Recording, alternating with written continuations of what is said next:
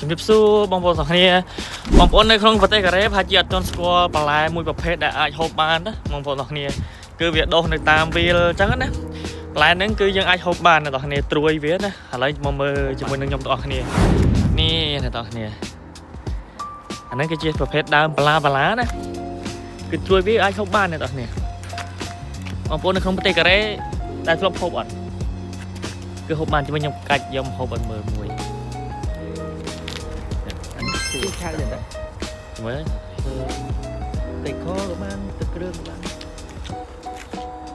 គ្រឿងងាញ់quáហូបឆ្ងាញ់នឹងទៅវិញតិចអត់អីណាខ្ញុំ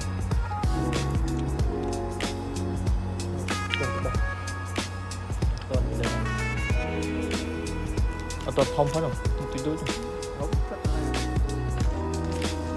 យកត្រួយវានៅអត់ធំអូអានោះក្រោមបងប្អូនអ្នកនៅខ្ញុំចុះទៅខំជាមួយខ្ញុំបាទយកបងប្អូនថ្ងៃក្រោមជាមួយខ្ញុំចុះទៅកាច់ហើយយកទៅចុចជាមួយប្រហុកនេះបងប្អូនទាំងគ្នាឥឡូវចុះមកដល់ក្រោមហើយជាមួយខ្ញុំហូបឲ្យមើលនេះយើងអាចហូបបានអត់អីទេយកចុចហូបណាងាញ់ហ្នឹងចុចជាមលក់យកជាអីងាញ់អត់ពុលទេដើមហ្នឹងពេលដើមបន្លាអញ្ចឹងណាបន្លាអញ្ចឹងត្រួយវាណាអាហ្នឹងមួយឆ្នាំត្រួយតែម្ដងទេហើយបើយើងបេះហូបតន់ក៏បេះហូបតន់ដែរណាបើបេះហូបអត់តន់ទេអត់ទេបាទចុចមលក់ឆ្ងាញ់យូយមុតបន្លា